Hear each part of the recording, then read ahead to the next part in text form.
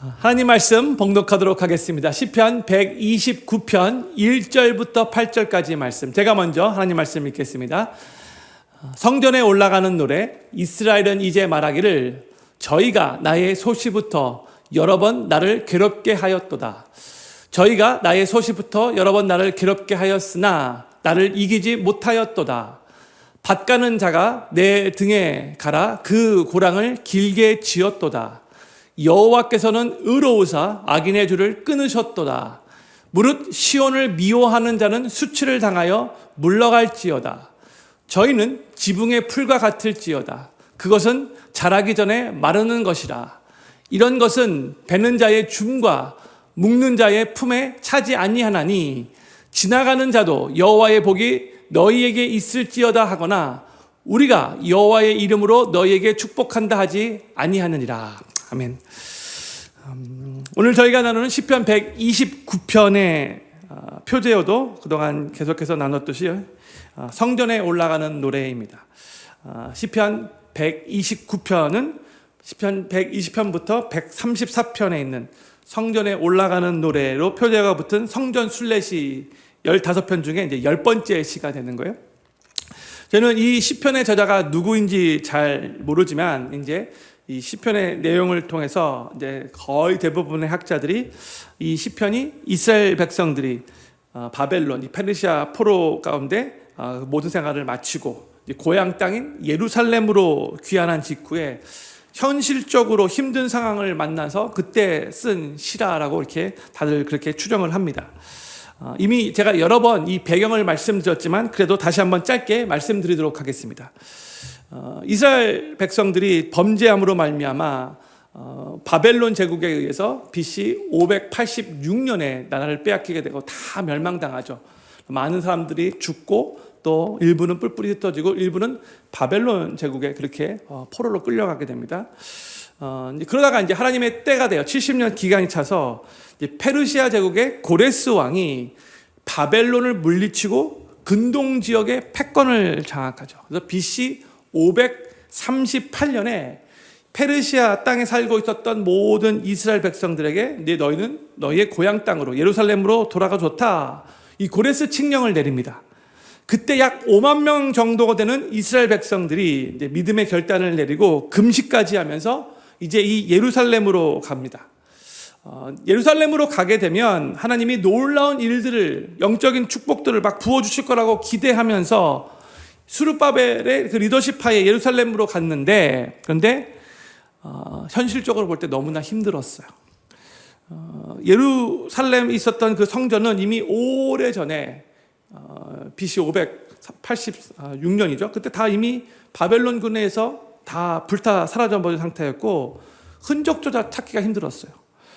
그때 바벨론이 쳐들어왔을 때에 예루살렘 성벽도 다 회파됐거든요. 그래서 성벽도 없는 상황에서 외부에서 공격해오면 방어할 수 없는 그런 위험한 상황이라고도 할 수 있었어요.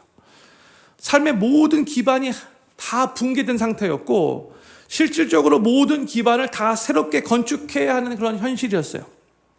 그뿐만이 아니라 귀환을 했는데 주변에 있는 이방 나라 사람들이 계속해서 이 이스라엘 백성들을 향하여 조롱하며 제일 먼저 성전 건축을 이렇게 하고 있었는데 계속해서 못하도록 방해를 했어요. 이게 바로 이 시편 129편의 배경이에요. 현실적으로 많이 좋을 줄 알았지만 많이 힘든 그 상황에서 특히 주변에 있는 이 이방 나라들로부터 심한 조롱과 방해를 받고 있었던 바로 그 상태에서 이 이스라엘 백성들은 자신들이 예전에 당했던 그런 고난, 그 환난을 회상하면서 그러나 하나님께서 그들을 그동안도 지켜주셨기 때문에 앞으로도 계속해서 지켜주실 거라는 저 악인들, 하나님을 대적하고 하나님 백성들을 대적하는 저 악인들을 하나님께서 가만 놔두지 않을 거라고 이렇게 믿음으로 고백하며 쓴 시가 바로 이 시편 129편입니다. 이 시편 129편은 총 8구절로 구성되어 있는데 크게 두 단락으로 나뉘어져 있어요. 첫 번째 단락은 1절부터 4절까지인데 이 시편 저자가 과거 역사 속에서 이스라엘이 이 대적들로부터 많은 고난과 환난을 당하였지만 하나님께서 지키시고 보호해 주심으로 말미암아 이 대적들이 끝내 승리하지 못한 것. 그래서 여전히 이 이스라엘 백성들이 존재하고 남아 있었다는 것을 기억하면서 긍정적인 마음으로 이렇게 노래하고 있는 내용이 1절부터 4절까지 말씀이에요. 그리고 이제 두 번째 단락은 이제 5절부터 8절까지인데 이 시편 저자가 과거의 역사 속에서 하나님이 그렇게 이스라엘 백성들을 지켜주셨던 그 하나님의 그 역사하심에 근거하여 현재 지금 이스라엘을 조롱하고 방해하고 있는 이 대적들을 하나님이 결국 그들을 파멸하시고 이스라엘이 궁극적으로 승리하게 될 거라는 것을 확신하면서 선포하면서 이 마지막 두 번째 단락을 그렇게 마무리하고 있어요. 이것을 마음에 새기시면서 오늘 본문 말씀의 내용을 살펴보도록 하겠습니다. 먼저 우리 1절 말씀 우리 같이 한번 읽겠습니다. 시작. 이스라엘은 이제 말하기를 저희가 나의 소시부터 여러 번 나를 괴롭게 하였도다 했어요. 여기서 저희가 나를 소시부터 괴롭게 하였다 이렇게 말을 하고 있는데 여기서 소시는 영어로 my youth라고 번역되었죠. 그러니까 어릴 때부터 나를 괴롭게 했다 이런 뜻인 거예요. 근데 여기서 시편 저자가 1인칭 대명사를 사용하고 있죠. 나, 그렇죠? 나의. 근데 여기서 나는 1인칭 대명사 나는 지금 다 이스라엘을 의미하고 있는 거예요. 나는 이스라엘이에요. 그러니까 나의 소시부터는 이스라엘이 어릴 때부터를 말하는 거예요. 즉 이스라엘 건국 초기 때부터 주변 강대국들이 계속해서 이 이스라엘을 침략하며 괴롭혀왔다 그런 의미인 거죠. 그리고 이제 한국말로는 원래 이제 원어인 히브리어가 쓰여진 그 순서대로 문장이 그렇게 똑같은 순서대로 이렇게 번역되기가 어렵죠. 그렇죠? 한국말 번역할 때 미국 영어를 한국말로 번역할 때도 마찬가지고 히브리어를 한국말로 번역할 때도 마찬가지고 이게 순서가 너무나 많이 다를 수밖에 없어요. 그런데 원래 히브리어 원문이 기록된 순서대로 제가 이 1절 말씀을 한국말로 나열해 보도록 하겠습니다. 여러 번 저희가 나를 괴롭게 하였도다. 나의 소시부터 이스라엘은 이제 말하라. 이게 히브리어 원어가 그대로 순서대로 이렇게 나열되어 있는 그런 1절 말씀이에요. 여러 번 저희가 나를 괴롭게 하였다. 나의 소시부터 이스라엘은 이제 말하라. 이 뜻이에요. 영어 번역을 보면 이 순서대로 그렇게 번역된 것을 알 수 있어요. 여러 번 이스라엘의 주변에 있었던 나라들이 여기서 나는 이스라엘이었죠. 이스라엘을 건국 초기부터 계속해서 침략하며 괴롭게 했다. 이렇게 이 시가 시작을 하고 있는 거예요. 그리고 나서 이제 1절 후반부에서 그 말을 한 다음에 이스라엘은 이제 말하라. 이렇게 1절이 끝나고 있는 거예요. 그러면서 뭘 말해야 되는가? 2절 말씀이 이제 이스라엘이 말해야 될 것을 알려주고 있는 거예요. 그렇죠? 2절 말씀 같이 읽겠습니다. 시작. 저희가 나의 소시부터 여러 번 나를 괴롭게 하였으나 나를 이기지 못하였도다. 아멘. 이 내용을 말하라는 거예요. 이스라엘에게. 그렇죠? 근데 보세요. 이 2절 전반부의 내용이 저희가 나의 소시부터 여러 번 나를 괴롭게 하였으나 요 2절 전반부의 내용은 1절 전반부의 내용과 똑같아요. 똑같은 순서의 똑같은 내용을 그대로 반복한 거예요. 그렇죠? 여러 번 저희가 나를 괴롭게 하였도다. 나의 소시부터. 그렇죠?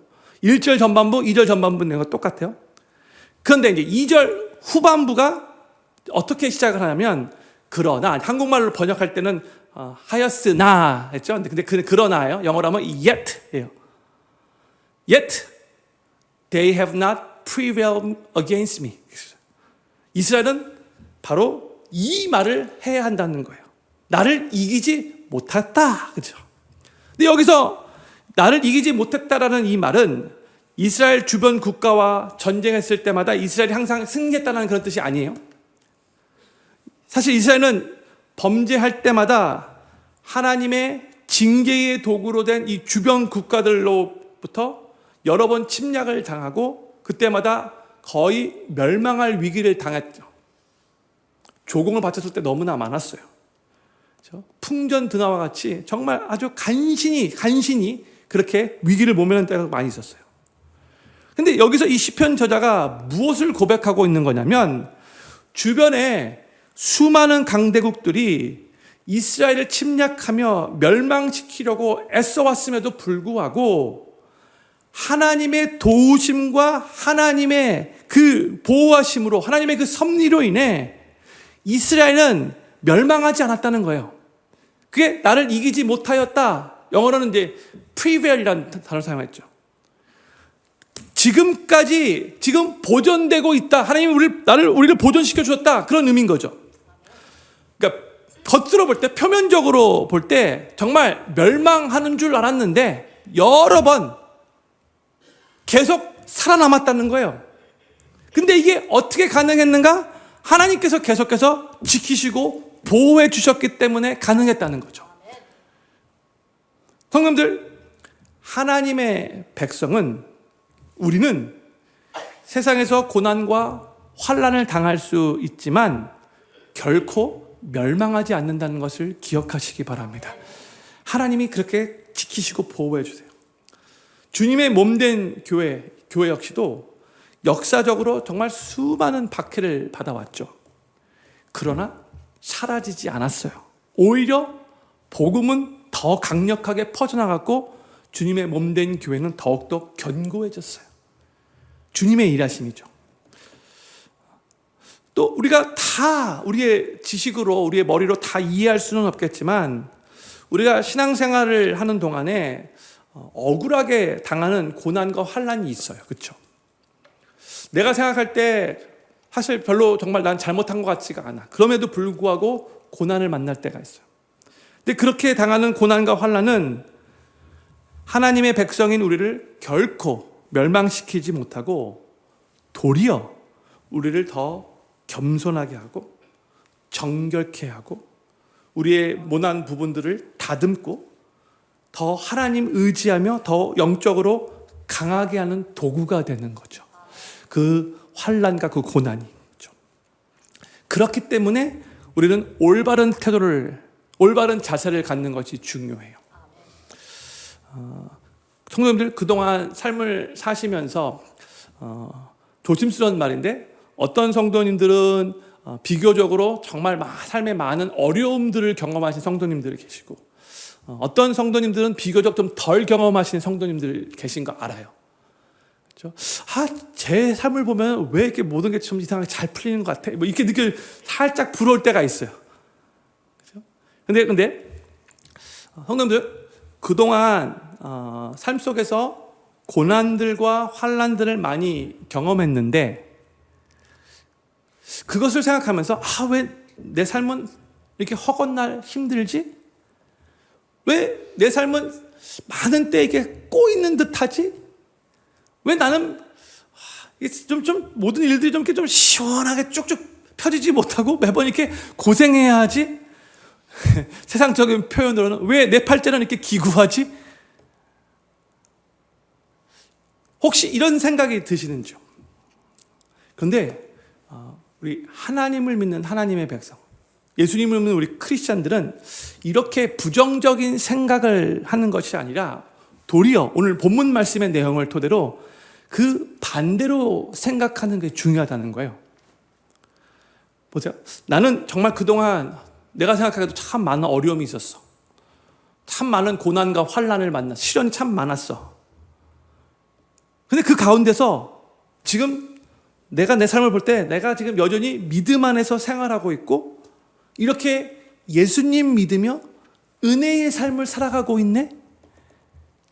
이건 정말 하나님께서 그 모든 힘든 상황 가운데서도 나의 삶을 붙드셨고 나를 지켜오셨기 때문에 이게 가능했던 거지. 이건 정말 하나님의 은혜라고 밖에 말할 수가 없어.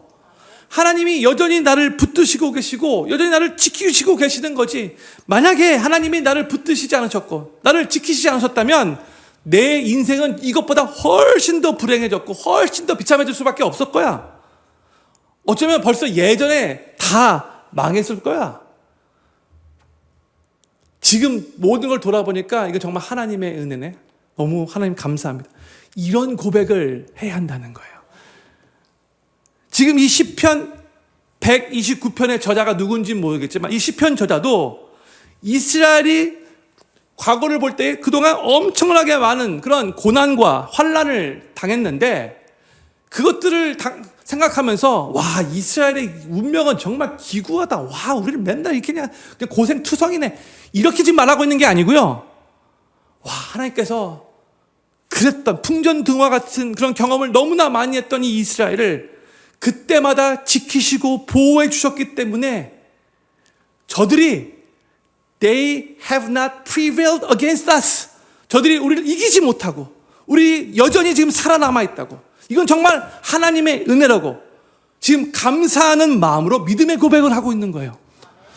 저는 필경교회 모든 성도님들이 지나온 삶 속에서 경험한 고난과 환난을 내 인생은 왜 이 모양이냐고 부정적으로 절대로 해석하지 않기를 바라고 오히려 그 모든 과정 속에서도 하나님께서 성도님들 한 분 한 분을 붙들어 주시고 지켜 주셔서 여기까지 인도해 오셨음에 감사하시는 마음을 가시기 바라고 하나님의 은혜에 더욱더 집중하시면서 앞으로도 계속해서 우리의 삶을 승리케 하실 그 하나님을 찬양하시게 되기를 우리 구주 예수님의 이름으로 간절히 축원합니다. 시편 저자는 이제 3절에서 그동안의 이스라엘의 고난과 환난을 이런 식으로 표현을 합니다. 3절 말씀 같이 읽겠습니다. 시작. 밭가는 자가 내 등에 가라. 그 고랑을 길게 지었도다. 이게 3절을 그냥 이 개역한 걸로 이렇게 읽으면 무슨 말인가 잘 이해가 되지 않을 수 있어요. 농촌에서 농부가 밭가는 모습에서 그 이미지를 이렇게 취한 건데 지금 이스라엘이 당한 고통을 은유적으로 표현한 거예요. 고랑을 길게 지었도다. 이렇게 했죠. 지었도다. 이 표현은 아주 깊은 상처, 혹독한 고난을 의미하는 거예요. 고랑을 길게 지었도다. 오랫동안. 그런데 그런 깊은 상처와 혹독한 고난을 내 등에 갈았다라고 말하고 있죠. 상처가 남아있다는 그런 의미인 거죠. 이 이스라엘의 대적들과 많은 그런 엉키고 설키고 그래서 저 대적들이 이스라엘을 참 많이 참혹하게 그렇게 고통을 입혔는데 그 가운데 정말 이스라엘 백성들이 많은 고통을 겪었는데 그 고통이 너무나 컸는데 또 그것도 길게 오랫동안 그렇게 지속되었다는 것을 이렇게 표현한 거예요. 이스라엘 백성들이 고난과 같은 그 혹독한 고난을 오래 겪게 되었는데 결국 어떻게 되었는가? 4절 말씀 같이 한번 읽겠습니다. 4절 시작. 여호와께서는 의로우사 악인의 줄을 끊으셨도다. 아멘. 이 이스라엘을 멸하려고 하는 악인들의 수많은 시도에도 불구하고 여호와 하나님께서 의로우셔서 결국 악인의 줄을 끊으셨다라고 좀 선포하고 있어요. 여기서 지금 말하고 있는 악인의 줄은 크게 두 가지를 의미하는 거예요. 첫 번째는 고통을 주는 채찍과 같은 줄을 의미하는 것이고 두 번째는 이스라엘 백성들을 묶어서 노예처럼 억압하던 그 속박의 끈을 의미하는 거예요. 그리고 끊으셨도다. 하나님께서 끊으셨도다 하는데 더 이상 한번 끊어진 건 다시 연결하지 못하도록 완전히 파손시켰다. 그런 뜻인 거죠. 하나님은 이스라엘 대적들의 그 고통의 줄, 그 속박의 끈을 완전히 다 끊어버리시고 파손시켜버리고 이스라엘을 자유케 하시며 이스라엘을 계속해서 하나님이 하나님의 백성으로 인도해 오셨다는 거예요. 하나님은 이스라엘이 절망적인 상황에 이를 때마다 언제나 하나님이 그들의 하나님이 되어 구원의 손길을 내미셨고요. 결국 하나님께서 그들을 지키시고 보호하시고 결국 회복시키셨기 때문에 이스라엘 대적들이 이 이스라엘을 결국 굴복시키지 못했다는 거예요. 이길 수 없었다는 거예요. 근데 하나님께서 이스라엘을 이렇게 지키시고 그렇게 보존해 오신 이유가 무엇인가? 그 이유는 이스라엘 백성들이 잘나서도 아니고 이뻐서도 아니죠. 그 이유는 4절 말씀 하나님이 의로운 분이시기 때문이에요. 그 이유밖에 없는 거예요. 하나님이 의로운 분이시다라고 말할 때, 특별히 오늘 본문 말씀의 문맥상 뭘 의미하는 거면, 하나님이 이스라엘과 맺으신 그 언약을 신실하게 지키시는 의로운 분이시기 때문에. 성도님들, 우리 삶에도 고난이 크고 깊고 또 생각보다 오래 갈 수 있어요. 그렇죠? 고난은 우리가 생각하는 것보다 항상 오래 가요. 그렇죠? 우리는 정말 빨리 끝나기를 바라는데 생각보다 항상 고난이 더 오래 가요. 그런데 우리가 꼭 기억해야 될 것은 그 고난은 영원히 가지 않는다는 거죠. 영원하지 않아요. 그렇죠? 사람의 등에 고랑이 새겨질 정도로 깊은 상처까지 남길 수는 있지만, 그런데 우리가 믿고 섬기는 우리 하나님은 반드시 그 고통과 억압의 줄을 끊으시는 분이시라는 거죠. 우리에게 참 자유, 참 회복, 결국 하나님께서 허락해 주실 거라는 거죠. 우리가 이 세상을 살아가는 동안 억울한 일을 당하고 괴로운 일을 당하고 정말 이해가 되지 않는 일을 당할 수 있는데, 그렇지만 우리의 의로우신 하나님께서 그 모든 악인의 줄을 끊어주실 것이기 때문에 우리는 결코 멸망당하지 않을 것이고 결국 하나님의 회복을 경험하게 될 거예요. 우리가 그걸 믿어야 되는 거죠. 상황적으로 앞뒤가 꽉 막힌 것처럼 느껴질 때도 있어요.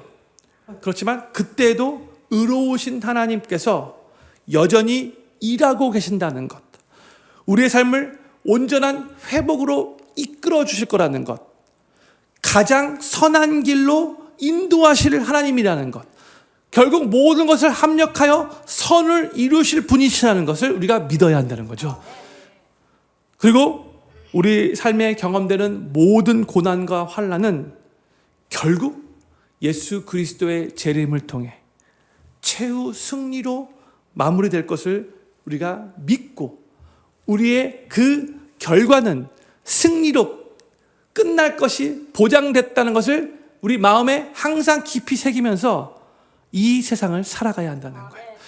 그 완전한 승리, 그 결국에 그 승리가 우리에게 약속되어 있고 보장되어 있다는 것, 우리는 결국 승리자일 수밖에 없다는 것, 이걸 우리가 항상 마음에 새겨야 된다는 거죠. 저는 필경교회 모든 성도님들이 이 세상을 살아가는 동안 등에 깊은 고랑 같은 상처를 경험하기도 하고, 때로는 아주 길고 오래 지속되는 고난으로 인해 낙심될 때도 있겠지만, 이 모든 상황 속에서도 의로우신 하나님께서 결국 악인의 줄을 끊으실 것을 믿으시고, 그로 인해 주님이 주시는 참된 자유와 회복과 또 결국 최종 승리까지 누리시게 되기를 우리 구주 예수님의 이름으로 간절히 축원합니다.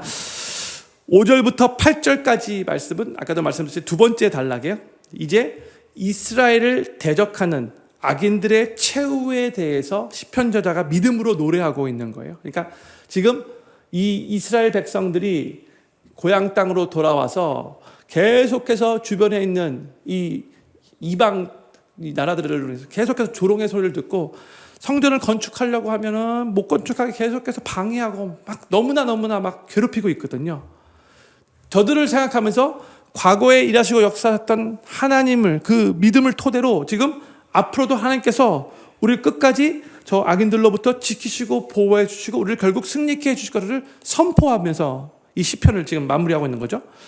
먼저 5절 말씀 같이 읽겠습니다. 시작. 무릇 시온을 미워하는 자는 수치를 당하여 물러갈지어다. 아멘.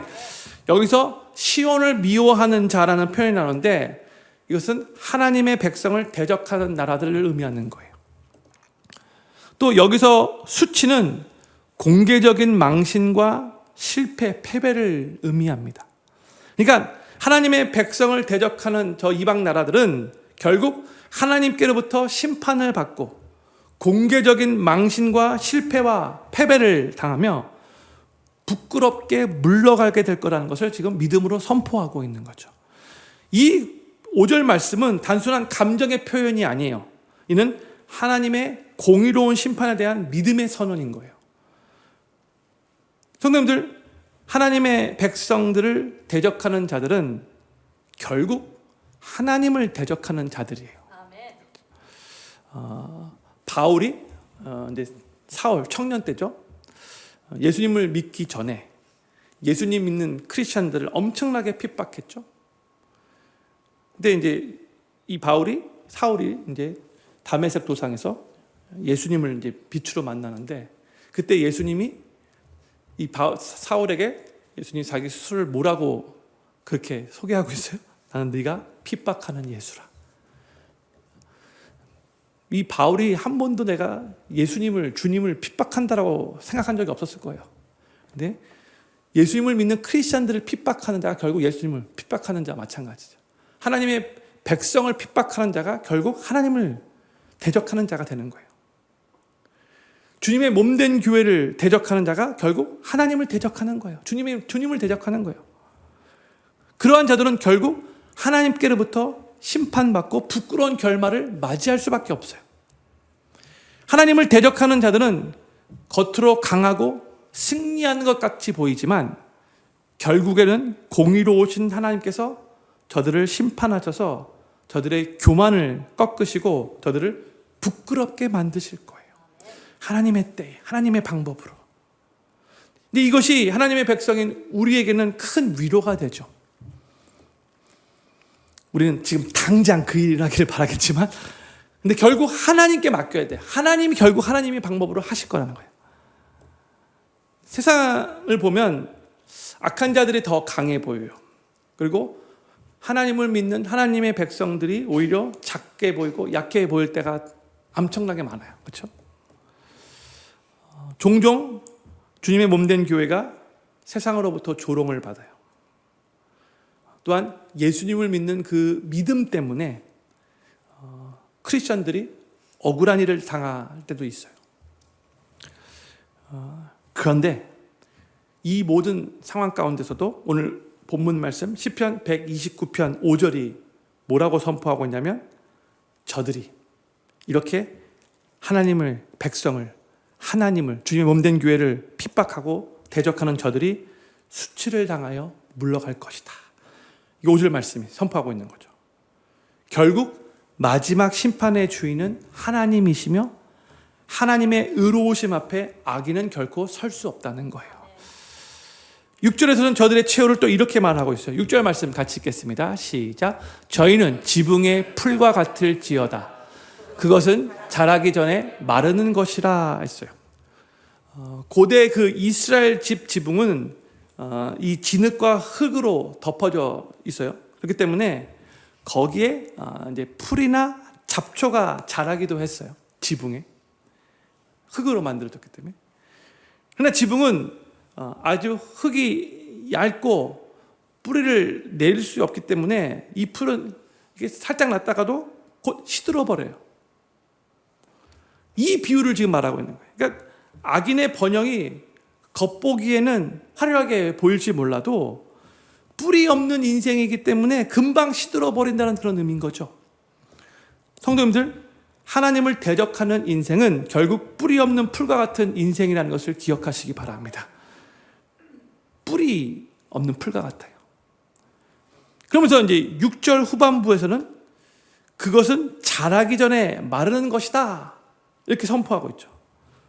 곡식은 자라서, 그렇죠? 계속해서 이제 열매를 맺는 게 가치 있는 거죠. 근데 열매를 맺기 전에 시들어 버리는 거예요, 그냥. 순간적으로 좀 낫지 몰라도 금방 시들어 버리는 거예요. 이 악인의 삶이 처음에 보기에는 막 화려해 보이고 뭐 이렇게 잘 나가는 것 같이 보이고 의기양양하게 보인다 할지라도 곧 말라버리는 인생이라는 거죠. 반면에 근데 하나님 사랑하고 하나님의 뜻대로 사는 하나님의 백성의 삶은, 즉 이제 악인의 반대말인 의인으로 표현할 때 의인의 삶은 뿌리 깊은 나무와 같은 인생이고, 또 하나님께서 계속해서 영양분을 공급해주는 마르지 않는 인생이라는 것을 기억하시기 바랍니다. 오늘 이 말씀을 묵상하고 준비하면서 시편 1편 말씀이 생각이 났어요. 바로 복 있는 삶인 거죠. 또 7절에서 계속 시편 저자는 하나님을 대적하는 악인들의 최후를 또 이렇게 노래합니다. 7절 말씀 같이 읽겠습니다. 시작. 이런 것은 베는 자의 줌과 묶는 자의 품에 차지 아니하나니.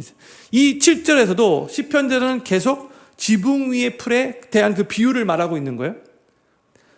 이제 추수 때 곡식이 손에 잡히고 품에 안겨야 하는데, 이 지붕의 풀은 뿌리도 없고 자람도 정말 미약해서 거둘 만한 가치가 전혀 없다라는 표현을 이렇게 사용한 거예요. 곧 하나님을 대적하는 악인의 인생은 추수할 열매가 없고 결국 헛되고 무가치한 인생으로 끝난다라는 그런 의미예요. 성도님들, 하나님을 대적하는 인생은 결국 추수할 열매도 없는 헛되고 무가치한 풀과 같은 인생이라는 것. 그렇죠? 그래서 그들이 지금 잠시 잘 나가는 것 같아 보일 때 부러울 게 하나도 없어요. 부러워하지 마세요. 부러우면 지는 거죠. 그렇죠? 왜 하나님 안 믿는 사람들이 잘 되는 걸 가지고 왜 이렇게 부러워합니까? 우리 안에는 온 우주 만물보다 더 존귀하신 예수 그리스도가 우리 안에 보화로 담겨져 있는데, 그러면 충분한 거죠. 그렇죠? 하나님을 사랑하고 하나님의 뜻대로 사는 하나님의 백성의 삶은, 의인의 삶은 하나님 앞에서 풍성한 열매로 드려드리는 참으로 가치 있는 인생이라는 것을 기억하시기 바랍니다. 완전 다른 거예요. 이 시편 저자가 5절부터 7절에서 하나님을 대적하는 이 악인들의 최후가 어떻게 될지 그렇게 선포했는데, 이 단락에 주는 교훈은 무엇인가? 지금 세상에서 하나님의 백성들을 대적하는 자들이 막 너무나 잘 나가고 막 성공하는 것 같이 보이고 막 너무나 막 사람들이 막 부러워할 정도의 그런 자리에 있을지 몰라도 그들의 성공은 다 일시적인 거라는 거. 결국 그들은 지붕의 풀처럼 시들어 사라지게 될 것이고, 열매도 맺지 못하는, 하나님 보시기에 정말로 무가치한 잡초 인생이라는 거예요. 그러나 하나님의 뜻대로 사는 하나님의 백성, 우리의 삶은 그들의 삶과 180도 완전 다르다는 거죠. 겉으로 보기에는 고난이 있을 수도 있고 눈물이 있을 수도 있고 어떻게 볼 때는 정말 잘 이해가 되지 않는 그러한 상황이 우리 삶 가운데 경험될 수도 있겠지만, 때로는 사람들로부터 인정받지 못하고 정말 가끔씩 또 억울한 일도 당할 수 있겠지만, 그러나 하나님의 말씀은 우리에게 분명하게 선포하고 있다는 거예요. 너희 수고가 주 안에서 절대로 헛되지 않는다. 그렇죠? 고린도전서 15장 58절 말씀, 우리 같이 한번 이 말씀 선포하면서 읽겠습니다. 시작. 그러므로 내 사랑하는 형제들아, 견고하며 흔들리지 말며 항상 주의 일에 더욱 힘쓰는 자들이 되라. 이는 너희 수고가 주 안에서 헛되지 않은 줄을 알미니라. 아멘. 사랑하는 필름교 성도님들, 하나님의 백성들이 주님을 사랑하는 마음으로 드린 그 헌신, 눈물로 드린 그 기도, 고난 중에서도 지켜낸 그 믿음, 이 모든 것들은 하나도 다 땅에 떨어지지 않고요, 결국 하나님 앞에서 풍성한 열매가 되고 영원한 가치로 남는다는 것을 기억하시기 바랍니다. 그리고 눈에 보이는 이 세상의 성공이 전부가 아니에요. 그냥 잠시 반짝거리는 거예요. 눈에 보이는 번영에 우리가 요동하고 흔들려서는 안 돼요. 잠시 번성하는 악인의 길을 부러워해서는 안 돼요. 우리는 저 영원한 생명의 길을 내가 오늘도 순례자가 되어 걸어가겠습니다 라고 묵묵히 주님이 가신 그 길을 따라 그 길을 걸어갈 수 있어야 되는 거예요. 그러면 하나님은 반드시 우리의 수고를 기억하시고 영원한 열매로 썩지 않는 놀라운 그 면류관으로, 상급으로 우리에게 영광스럽게 갚아주실 겁니다. 여러분, 필경교회 모든 성도님들이 세상은 뿌리 없는 이 번영으로 우리의 눈을 계속해서 현혹시키려고 하겠지만, 그것은 지붕의 풀과 같이 금세 사라지게 될 일시적인 거라는 것을 기억하시면서 세상에서 잡초 같은 성공을 쫓는 그런 인생이 아니라 하나님 앞에서 영원한 열매 맺는 인생을 사는 복된 성도들이 되시기를 우리 구주 예수님의 이름으로 간절히 축원합니다. 이제 시편의 8절에서 이런 내용으로 시편을 마무리합니다. 8절 말씀 같이 읽겠습니다. 시작. 지나가는 자도 여호와의 복이 너희에게 있을지어다 하거나 우리가 여호와의 이름으로 너희에게 축복한다 하지 아니하느니라 했어요. 고대 그 팔레스타인 지역에서 추수할 때가 되면 곡식을 베는 농부들을 지나가는 사람들이 자연스럽게 축복을 하는 그런 문화가 있었어요. 여호와의 복이 너희에게 있을지어다. 이렇게 인사하는 게 관례였어요. 그러니까 곡식을 거두는 수고가 결실을 맺는 것을 축하하면서 더 풍성한 복이 임하기를 빌어주는 그런 인사였던 거죠. 그런데 이 시편 129편 8절에서는 이러한 관습적인 축복조차도 하나님을 대적하는 악인들에게는 주어지지 않는다라고 지금 선포하고 있는 거예요. 이 8절의 내용이에요. 즉 하나님을 대적하는 자는 하나님께로부터도 또한 사람들로부터도 복을 받지 못한다는 것을 의미하고 있는 거예요. 그들은 공동체에서 인정받지 못하고 하나님께서 주시는 그 언약의 복도 받지 못한다는 거죠. 이것은 단순히 물질적인 축복의 부재를 뜻하는 것이 아니라 사회적 또한 공동체적 차원에서 완전한 단절과 소외를 의미하는 거예요. 악인의 결말은 철저한 소외입니다. 하나님의 백성을 대적하는 자는 결국 공동체의 축복에서 제외되고 사람들의 입술에서도 잊혀지게 되며 하나님의 이름으로도 복을 받지 못하는 존재가 되는 거예요. 이처럼 악인의 마지막은 허무와 단절입니다. 그러나 반대로 하나님을 사랑하고 하나님의 뜻대로 살아가는 하나님의 백성들, 의인의 삶은 정반대예요. 의인은 오히려 지나가는 자들에게 축복을 받죠. 서로 복을 빌어줘요. 그리고 자신이 받은 그 복을 다른 사람들에게 흘려보내는 축복의 통로로 쓰임받는 삶인 거죠. 하나님의 백성은 하나님의 이름으로 여호와의 이름으로 축복하는 자로서 가정과 교회와 세상 가운데 복의 통로로 살아가게 되는 거예요. 그게 우리의 삶의 신분이고 우리가 해야 할 사명인 거예요. 나를 통해서 하나님의 복이 우리 주변에 있는 사람들에게 흘러가게 해야 되는 거예요. 나 때문에 우리 자녀들이 복받아야 되는 거예요. 나 때문에 우리 교회의 성도님들이 복받아야 되는 거예요. 나 때문에 내가 속해 있는 직장 사람들이 복받아야 되는 거예요. 나 때문에 내가 있는 바로 그 곳이 복받아야 되는 거예요. 내 복이 아니라 하나님의 복이 나를 통해서 유통되어 흘러가는 복이죠. 저는 필요하게 모든 성도님들의 가정과 삶에 하나님께서 복을 넘치게 주시고 성도님들의 손으로 행하는 모든 일 위에 하나님께서 은혜를 더하여 주시기를 바라고 그로 인해서 우리의 삶이 주님의 복을 흘려보내는 통로가 되어 만나는 사람마다 하나님의 선하심을 경험하게 되기를 우리 구주 예수님의 이름으로 간절히 축원합니다. 기도 제목 4가지 읽고 기도하는 시간 갖도록 하겠습니다. 첫 번째 기도 제목입니다. 그동안 경험한 고난과 환난을 부정적으로 해석하지 않게 하소서. 오히려 그 모든 과정 속에서도 우리를 붙들고 지켜주시며 여기까지 인도해 오신 하나님의 은혜에 더욱 집중하고 감사하면서 앞으로도 계속 승리하게 하실 하나님을 찬양하게 하소서. 두 번째, 등에 깊은 고랑 같은 상처를 경험하고 또 오래 지속되는 고난으로 인해 낙심될 때에도 의로우신 하나님께서 결국 악인의 줄을 끊으실 것을 믿게 하시고 그로 인해 주님이 주시는 참된 자유와 회복과 최종 승리를 누리게 하소서.